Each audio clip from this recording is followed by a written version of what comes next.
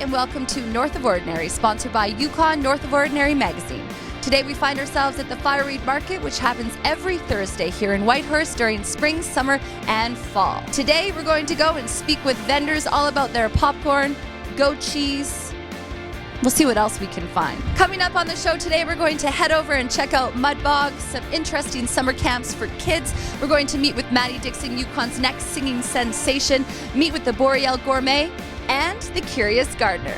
But coming up first on the show, the feisty, fearless, and foxy Yukon Roller Girls were involved in some roller derby action this month in Whitehorse.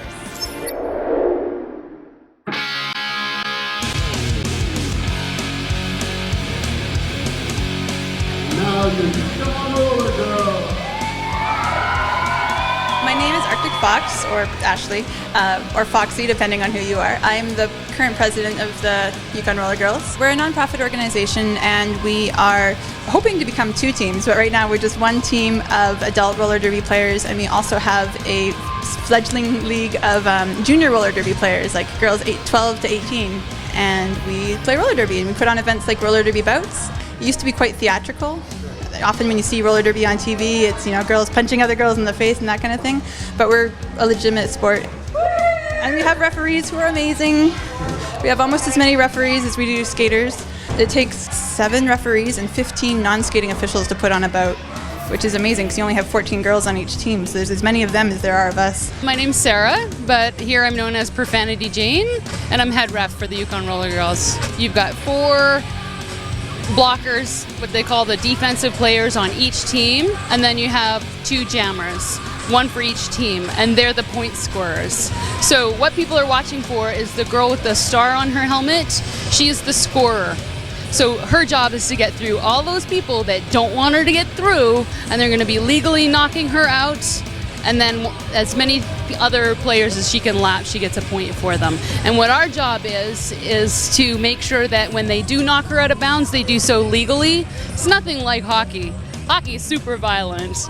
There are very specific ways that you can knock a girl out in roller derby. There are different degrees of penalties as well. So you're going to see us throw people off for 4th minors. You're going to hear us shouting a lot of penalties, but they get to keep skating because they're minor penalties. You see that big whiteboard there? We're tracking all the minors and all the majors. So if you get a major, that's 1 minute in the box. If you get 4 minors, that's 1 minute in the box. We have about 20 girls who have passed their minimum skills. They're a standard set by WIFTA, the Women's Flat Track Derby Association, and you have to have passed these skills in order to play competitively.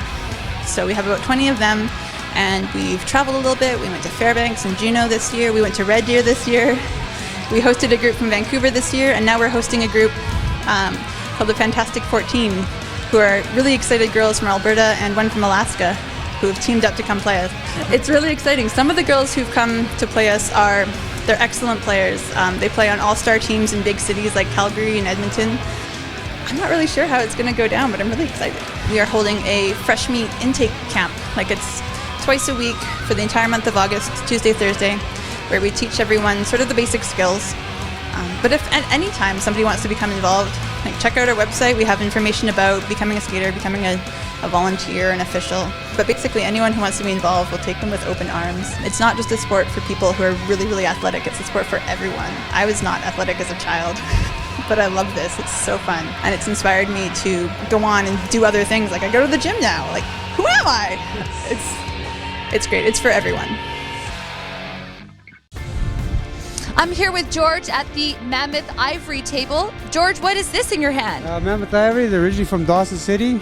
I buy it off from Murdoch's. They get it. They sell me raw materials. They're $100 to $90 a pound, and I carve these items up here. What sort of things do you carve with your Mammoth Ivory? I do eagles, wolves, and stuff like that. But mostly what goes really fast is the feathers and stuff like that. So how long does it take you to carve a feather? It takes me close to probably 40 minutes, but to put it together an hour.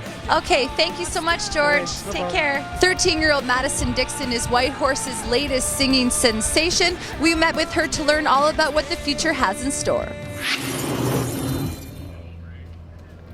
This next song is a song I wrote called Good to Me.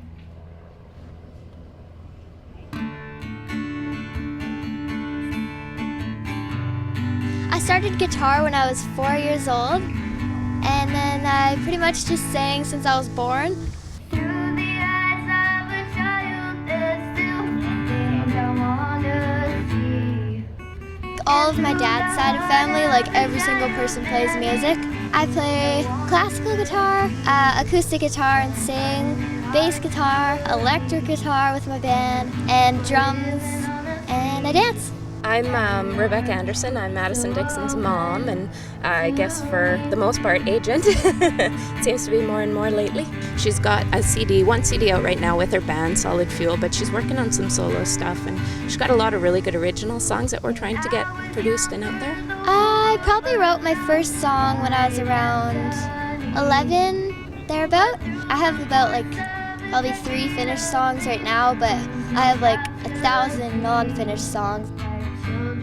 I kind of write songs through experiences and things that I've done, things that's happened to me. I went to Hollywood, and when I was there, when I was 10 or 11, I saw people living on the streets and stuff, and then I came up with some lines for a song. I wrote them down, and then I kind of made that into a song.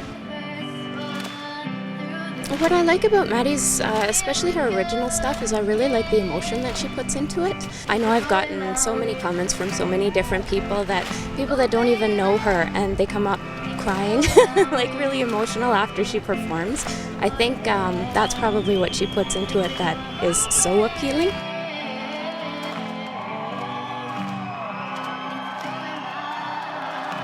I'd probably have to say performing is the best thing out of it. I like the Arctic Winter Games. There was so many people there. I actually feel more comforted when there's a lot of people instead of just a little crowd. It was awesome because there was all these glowing pens and stuff. You just seen thousands of people with glowing pens and everything. So that was cool. I'll be performing at a music festival called the June Bug. It's in August, and it's in Haines Junction. Her grandma was a performer, her dad's mom, and I think that's kind of what set her on her way. When she was very young, when she was a baby actually, we have pictures of her playing the drums and playing guitar and singing in the microphones, and it's just kind of carried on that way. I guess my hopes for Maddie are just that she follows her own dreams, and I know that music is such a big part of her life, and it's obviously something that she's been involved and very focused on since she was very young. I want to be a cashier.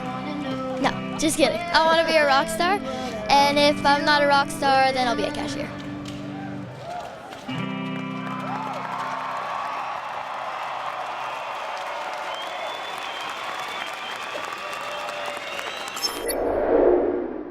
All right, here I am with Katie in the Popcorn Shack.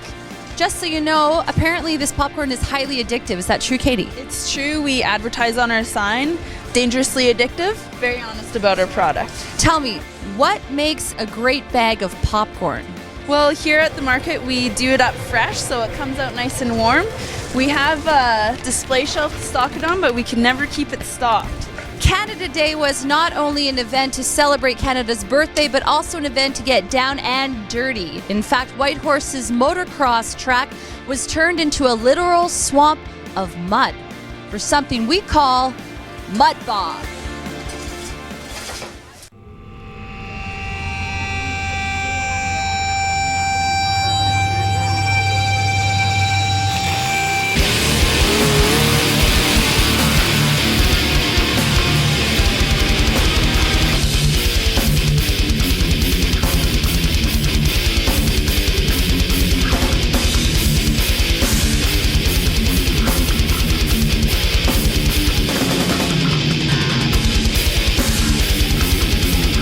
George Roberts here, the part owner of this Black Widow here, the mud truck.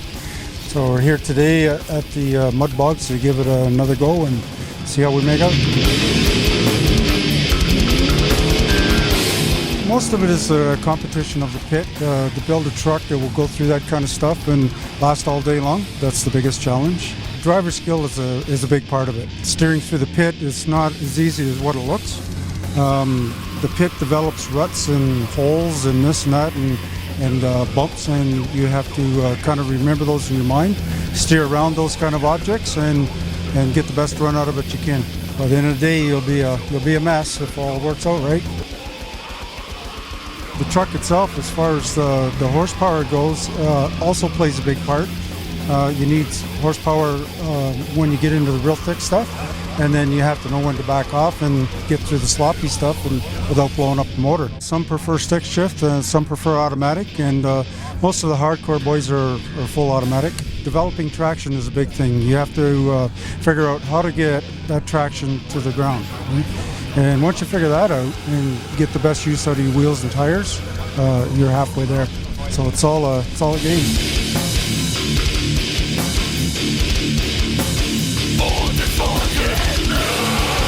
I'm Ben Howie. And I'm Jeff Brewster, and this is Team Inferno. Well, I've been mud bogging and playing in the mud since I was born, but we've been racing this truck now for about 8 years, so she's a good time, I'll tell you that. To turn this truck into a mud bogger, it actually started off like a full-size Blazer. We pulled that body off, put an S10 pickup on it. You modify everything, like you take the rad out of the front, put it in the back. The fuel cell, you get it up from under the frame, you put it in the back, up out of the way. Bigger tires, modify the suspension with a lift, modify your steering with drop brackets so that geometry all works still. As you can see, that doesn't look like a conventional air box in there. It seals it up, and we actually pull clean air from in the cab so you don't suck in water. Water is the enemy, basically. The more water you can keep out, the cleaner your engine is, the cooler it'll run, and the better it'll run. Anything you don't need, take it out. And if you have a look inside this cab, you'll see exactly what I'm talking about. So we've been building it for 8 years. And to be honest, I couldn't even guess how many hours have gone into it. Thousands of hours. Like, I'm a mechanic by trade, and this is what, keeps me sane and relaxes me when I'm at home. On this level here, we're a bunch of hillbillies, eh? We're playing in mud. We're playing in rocks and sticks and the Yukon. Most of us only got $10,000, $12,000, $15,000 tied up in these trucks. To go beyond here, yeah, it's big money. Everybody here, even the newcomers, after 1 year, they're part of the family, and we break down. Everybody jumps in, loans you parts, helps you out, whatever it takes to get through the day. Yeah, it's like a family. Okay, well, we are at the Quenchers tent, and I'm joined by Sarah. Sarah, I noticed you have a vast array of different lemonades here. Tell me about it. Quenchers, which is something we invented, which is lemon flavored syrups with either raspberry, strawberry flavored syrups, and I add carbonated water to it and ice, and then that's what makes a quencher. And then I also have 3 different flavored iced teas: mixed berry, blueberry, and cranberry. Great, well, thank you so much. It's summertime. Well, that's what we're calling this season anyway. Wildflowers are in bloom all over the Yukon. We took a trip to visit the Boreal Gourmet to find out what flowery treats are cooking in her kitchen. Hi, I'm Michelle Janae, author of the Boreal Gourmet Cookbook and the Boreal Chef quarterly cooking column in Yukon North of Ordinary magazine. I'm standing here in the boreal forest beside one of the most beautiful plants in the forest, the wild prickly rose. Today we're going to talk about the rose, how to pick it, when to pick it, and finally the delicious things that you can make with the rose when you bring it back home to your kitchen. It generally comes into season right about now, which is mid to late June. Its distribution is pretty much throughout the northern boreal forest. There's a way to pick the petals, very important.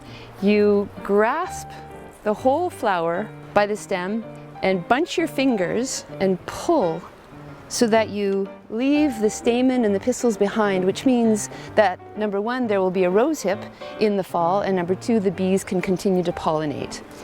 Don't ever pick all of the roses from one bush. Leave a few roses on the bush behind so that the bees have a landing spot. Here we are back in the kitchen, and we've got our rose petals. Then what I tend to do is put it out on a baking sheet on a piece of parchment paper and just put it in a room that doesn't get a whole lot of light, where there's good circulation. And now we are going to use some rose petals to make rose petal meringues. So you need to be really careful not to let the egg yolk go into the whites, because it's kind of, egg yolks are hell on egg whites frothing up properly. We can pour them in and start the beating process. What we're doing right now is making the rose petal sugar.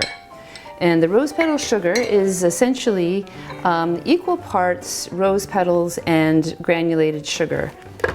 And grind it up in the grinder. You can also do this in a mortar and pestle, but it's important to do the sugar and the rose petals together because the granulated sugar helps to grind up the rose petals. And essentially, you want the rose petals to be kind of powdered and pink. I'm going to add now the rest of the sugar required for this recipe. Next, I'm going to measure out a 1/4 teaspoon of cream of tartar. This is to help the egg whites stiffen up. I'm just getting this ready to add at the right time, and I'm now going to start whipping the eggs. So that's been beating for about a minute, and it's now time to add the cream of tartar and the great secret of really excellent tasting rose petal meringues, rose water. It just picks up on the rose petal flavor and accentuates it and helps the flavor last. Now I'm going to start adding the sugar a tablespoon at a time. This is critical. Add the sugar slowly. There's nothing that wrecks a meringue mixture more quickly than dumping the sugar in all at once because you get impatient. Okay, check this out. See how stiff that is? At this point, I'm going to stuff a pastry bag with the meringue mixture. Now, if you don't have a pastry bag, do this with a little plastic sandwich baggie, and you just snip a hole in the corner, and it works equally well. These are really nice tea party cookies, which you can haul out at any time of the year. There we are, ready to go into the oven. We've waited the very important 15 minutes or so before taking the meringues out of the oven. All right, not too bad. So here we are, a lovely little plate full of rose petal meringues with a whole lot more in the oven. For the complete recipe, go to borealgourmet.com or check the summer issue of Yukon North of Ordinary magazine. And remember, always cook meringues slowly at low heat. I'm Michelle Janae, the Boreal Gourmet. All right, well, here I am joined by Brian Lindrum with the Lindrum Ross Farm tent. And Brian, I can't help but notice a big sign that says goat cheese. Well, we have goat cheese. We raise goats on the farm, and so we milk them and make cheese from their milk right in our own home. And we have a dedicated cheese kitchen where we make feta and halloumi and chèvre, the traditional sort of French-style goat cheese, the creamy cheese. Yeah. I knew there were so many uses for goat's milk. Almost any cheese that you can make with cow's milk, you can also make with goat milk. It might taste a little different, it might be a little different consistency, but most of them are pretty darn good. Next up, we visited some summer camps for kids that were definitely north of ordinary. My name's Claire Ness, and I'm the coordinator and coach of the Yukon Circus Camp. We teach the kids ground acrobatics, aerial acrobatics like silks and trapeze and hoop, and clowning and juggling, and how to build your own hula hoop, how to build your own juggling balls, stilt walking. We did some unicycling. We just try to jam everything you can possibly want to see as an audience into one show, with kids doing it all. It's nice to take the kids and give them the skills to be able to build their own show. Here the performers are the creative team, which is a really fun part, especially for kids to be able to do that themselves. When I looked at all the people out on the performance stage, I didn't want to do it afterwards. You gotta be funny, and you gotta your energy has to be with your friends, and it has to also be with the crowd. You learn cool tricks on the bars and the silks, so it's really fun. The silks, it's just you have to learn the skill how to do this foot lock. You can do tricks on it, and you can climb climb to the top, just have fun up there. It's really fun and you get to entertain other people. I did a lot of gymnastics and theater and dance, anything in the performing arts I was into. Then I moved away, went to comedy school in Toronto, where I met a circus and started training with them and started working for them, being a clown, being a stilt walker, teaching their kids camps. And then I realized all of a sudden that I was in the circus. And then I went to Montreal for National Circus School and learned how to train professionals, train Cirque du Soleil, make them excellent. But I didn't really want to go that route. People say, why didn't you go to Cirque du Soleil? And I said, well, because I want to go to the Yukon and start it from scratch, and that's where people need me, is the Yukon, and get kids doing it here, and then we're going to rival Cirque du Soleil in the future. My name is Zachary Dedman, and I am a summer camp facilitator. I help run the summer camps here at Yukon College. These are the YC Kids camps, so the Yukon College camps. Ours is specifically the computer and technology camp. We do a lot of team building activities, so we want the kids to come together as a team, and we try and teach them as much as we can with the robots and programming and how to use the different software that we have. The robots are actually Lego. We got the Mindstorms Educator kits, and basically what they do is they go through about a 50-page instruction booklet, and they start with a very basic, move forward robot all the way up to advanced sensors and different functions and stuff. Once they've assembled their robot, we go on the computer and they put into the computer program what they want the robot to do, which is then downloaded to the brain of the robot, which then tells it what to do from there. Well, we do lots of competitions. The battle is definitely the most popular, where we pit 2, sometimes 3 robots against each other, but there's also the ones with the catapult, golfing, best design, best program. We just let the kids have fun, really. The kids go nuts. They love it. The moment we mention robots, it's hard to control them when they get going, really. They get really loud and excited. The name of our robot is Slice and Dice. We programmed it to talk and move. That's what we mostly did. The saw, we put it there so that any weapon that might come towards it to take something out, it would take that out. If they try to miss their location when they're coming towards us, they would probably scrape their side. Well, I didn't really know anything about robots.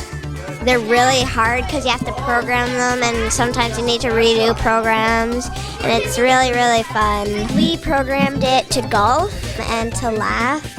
We programmed it to have little pictures on it. We had this guy, his name is Grant. He was helping us out a little bit, and he started a car kind of, and then we thought, why don't we make it a bus bot? And then we thought of making a bunch of schools and then a little village, and it can bring kids along in the trailer, and then they'll take them to the next stop. Kids can get off and kids can get on and stuff. And it says good morning. It's really, really fun. Difficult building the robot and programming. But it's still a really good camp.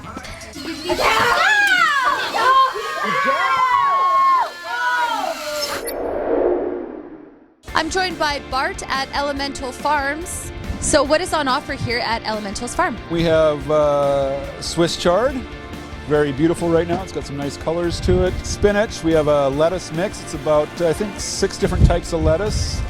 We have another salad mix that's called the Pagani mix, and that's kind of some more unusual greens like clatonia and sorrel. We have some bok choy, which is pretty traditional Asian for stir fries and soups and whatnot. So that's what we have this week. Yep. Okay. Thank you, Bart. Yep, no problem. Gardens you don't have to water and cherries that grow in the north? Well, that sounds curious, and it was something of interest to our curious gardener, Arlen McFarlane.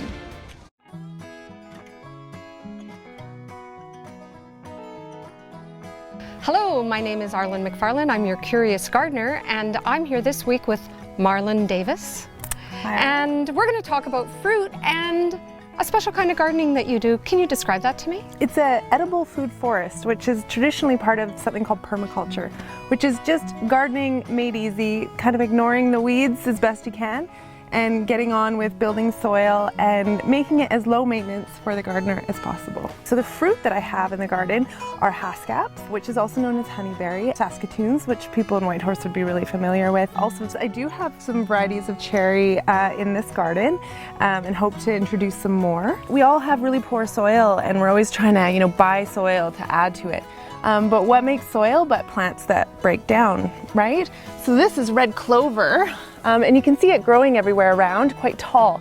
So I'm gonna be cutting down some of the red clover, and it's just gonna fall down on the ground as a living green mulch, which adds to the soil over years, will break down, and I don't have to buy more soil. The haskap, you can see it looks like a blueberry, but it's a pill shape. And in fact, I think tastes nicer than a blueberry and is far easier to grow. It is a hardy plant that was developed actually in Siberia and can handle up to -50, which is perfect for our climate. Anything that is ripe in the middle of July in this rainy year has my love and affection. Absolutely. Tell me what I need to know about Saskatoons. Actually, there's not too much. It's a pretty basic plant, really easy, which is lovely. It's a hardy plant. And the great thing about Saskatoons is that they taste great, just picking them right off. You always see kids picking fruit right off the Saskatoon. The challenge is always getting all the fruit, because it usually produces a lot before it falls to the ground overripe or the birds get the fruit itself. So really, just an easy plant to take care of. It's going to survive your winters, just like the haskap really well in Whitehorse. So haskap, Saskatoons, and now cherries. I know, who'd have thought we could grow cherries in the north? But we can. This is a beautiful tree I got, I believe, from Yukon Garden. It's a Crimson Passion cherry, and I haven't tasted its fruit yet, but I understand I can eat it off the tree or process it as well. I'm really excited to try an Evans cherry as well. Evans cherries do really well in Edmonton. A lot of people grow them there, and those are beautiful pick off the tree cherries. You need to get them in the perfect spot and in a garden where things are supporting them, other plants, making sure that they are getting the water and the nitrogen that it needs, as well as a good aspect in the sun. Cherries want to feel that warmth. Tell me about this particular garden, which is a first-year permaculture garden. So I wanted to just get rid of the grass that was in this area. So I did a sheet mulch, which is just laying down cardboard, then maybe some compost, some cut fresh grass from spring season, and then seeding some clover and putting straw on top. And that's creating the base soil layer for this garden. And there's berries and herbs in here, and I think even there's some haskaps down the way and raspberries in the back. Marlon Davis, thank you so much. Oh, you bet, my pleasure. Permaculture and berries in the Yukon. What could be better? I'm Arlen McFarlane, your curious gardener. Hi, I'm with Gaddy here at the Falafel booth. Tell me all about the falafel. Falafel is a Middle Eastern food that's made from chickpeas usually. I made it from scratch. It means I'm soaking the chickpeas overnight and put spices and herbs. And the next day I cook it here. And you deep fry it, and they're into balls, sort of like that there. Yeah. And there's a bunch of different sauces that people can choose from as well. Yeah, the most basic is tahini. I think you cannot eat falafel without tahini. And then I put hummus because people like hummus or spicy tahini and all kind of spicy sauces. Some store-bought, some I made by myself. And everybody, if they come here a few times, they know what they like to make. Thank you, Gaddy. Well, that was some delicious and interesting action here at the Fireweed Market. I'm Lauren Tuck. Thank you so much for tuning in to North of Ordinary, sponsored by Yukon North of Ordinary magazine. If you have any comments about the show or any ideas, please do get in touch. Until next time, lots of delicious things to eat here and things to buy like jewelry. Yukon North of Ordinary. Whole lot of trees. Ooh, yeah.